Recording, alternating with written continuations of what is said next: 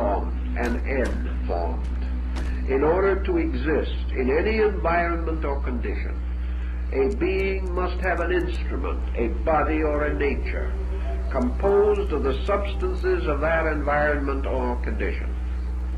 Otherwise it may be present, but it will be unseen and unknown if we wish to presume that it is present. This is true not only of the human being, but of the beings that very likely and most certainly do inhabit other planets, other solar systems, other cosmic systems. Whatever life comes into manifestation must clothe itself in the substances of its environment, and by so doing make a bridge between its own subjective and the sphere in which it wishes or needs to function. The ancients had a simple example of this, and they made use of it. We know that the Indian people undoubtedly developed a large part of their great cosmological theory from embryology, from the actual study of the birth of the human being now. They believed they had a key to the great cyclic processes by which universal generation is achieved. This has also been noted in many other systems of mythological thinking, as in Fraser's Golden Bough, where you will find many references to these parallel groups of legends. If, therefore, in the primordial nature of things, we are to have a being coming or entering into a state of form, we must also have form itself gradually moving. Everything moves, and the development of life implies the production of forms. In the great prehistoric Phoenician history, we have a record of this particular phase of the subject, namely that we have opposed, or at least polarized, to the great power of the divine beings who fashion the inward parts of things. We have another being that the ancients called nature. Now, nature to them was a little different from what we hold the word to mean today.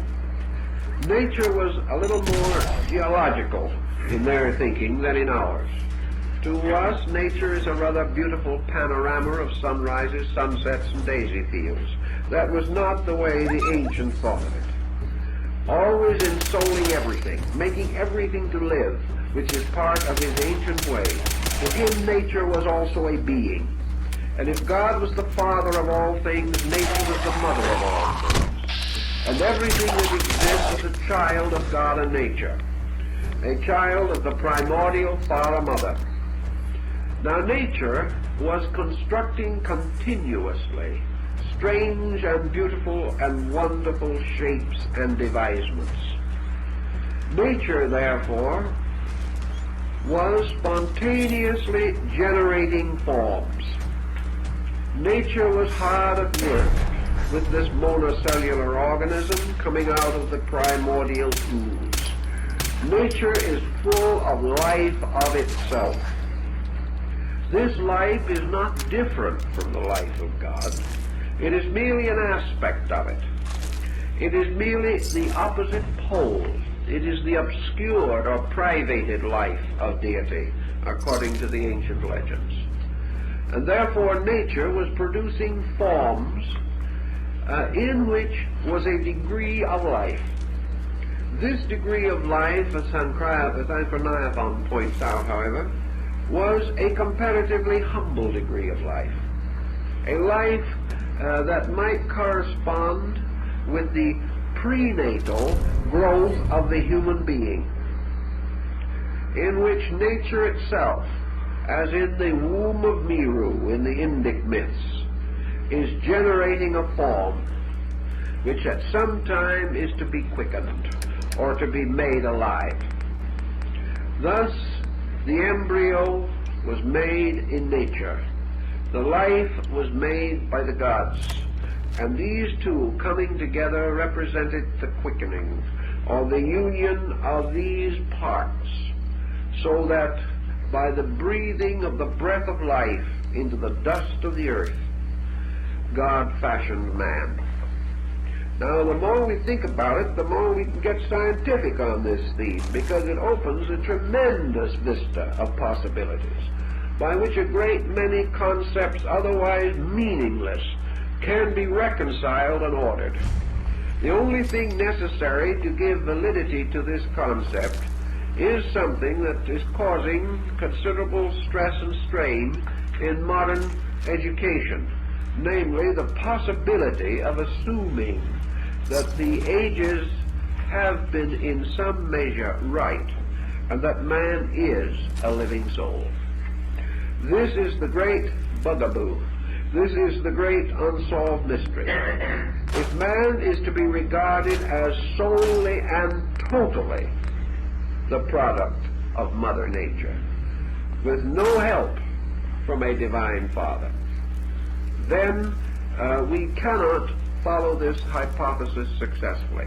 But when we block it, we block so many things that perhaps it will pay us to pause and see whether the exclusion of what might be termed the religious solution actually helps us any, or whether it does not make the entire procedure less meaningful, less purposeful, and less understandable.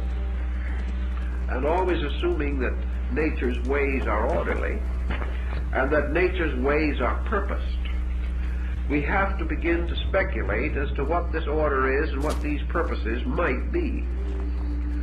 In any event, the greatest thinkers of all time, those to whom we are indebted for the greatest amount of knowledge that we possess, and for the foundations of every art and science that we now regard as essential to education and learning, these leaders, these pioneers of life, all agreed in the simple belief and conviction that man did have a soul. That this soul, or psychic nature, actually was not identical with his body, nor was it a byproduct of body, and that there is nothing essentially unreasonable in the conception that a quickening did take place, and that at some extremely remote period this quickening brought together a condition or circumstance which accounts for what we call the beginning of the culture impulse, the culture instinct.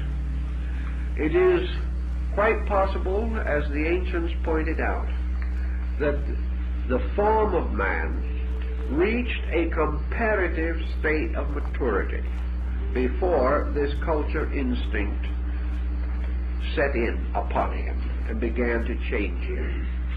So let us now go around again, because we have to come back this road several times in different ways to get to our ultimate objective. And let us go now to consider for a moment this cultural problem. This problem upon which so much hangs, and which has been so generally neglected as to its origin. What is the difference, for instance, in the state of man immediately before and after the advent of culture? It is assumed that man, having gained a certain differentiation from other animals or from other creatures, physically speaking, was confronted by a series of circumstances which had to be assailed and conquered before man could attain the level of culture. Some of these circumstances are entirely reminiscent of the present animal state in nature. That the beginning of it all was that man, physically speaking, must survive. That survival, the will to live, the expression of a gradually increasing ingenuity in the process of preserving his own survival, when analyzed, considered, and subjected to the modification of 1.5 billion years, accounts for the gradual rise of man. Actually, in the animal kingdom, the need for survival is obvious. And animal life is largely divided between two problems of survival: individual survival through food and collective survival through generation. These two become the principal purposes. Nature has, in many instances, indicated that of these two purposes, food is the servant of generation. In other words, there are many forms of life that, having reproduced, then perish. It being obvious that their continuance by the maintenance of food alone is not the primary purpose of nature. That in these ancient patterns, the purpose of nature was to ensure perpetuation, and that from that time on, the fate of the individual creature was far less meaningful. In the beginning, then, we have the animal man, or the animal type of man, distinguished by what has been called his parasite existence. It's coming back a little, but we hope we'll get over it. Namely, that man lived from nature without essentially contributing anything to nature.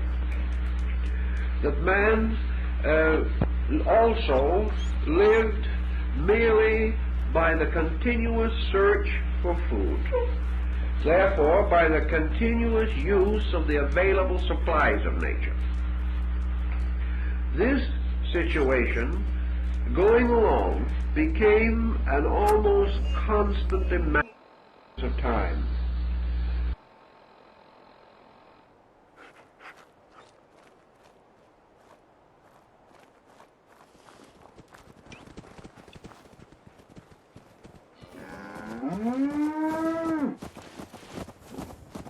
Stick to the roads, and you got a better chance of surviving. Hey, you! Oh, sorry. Thought you might be one of those forged maniacs, but you don't have the burns. A group of them took over the old ironworks, and they'll shoot you just as soon as look at you.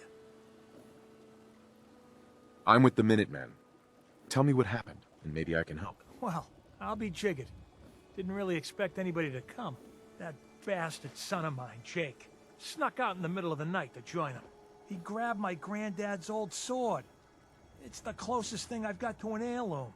If you really are with the Minutemen, and you want to help, well, it would mean a lot to me if you could get that sword back. What about your son, Jake? You don't care what happens to him? I didn't raise my boys to be raiders. As far as I'm concerned, he's dead to me. I'll find it. You're doing me a big favor, and I'll make it up to you as best as I can. Don't eye the Brahmin if you got any sense.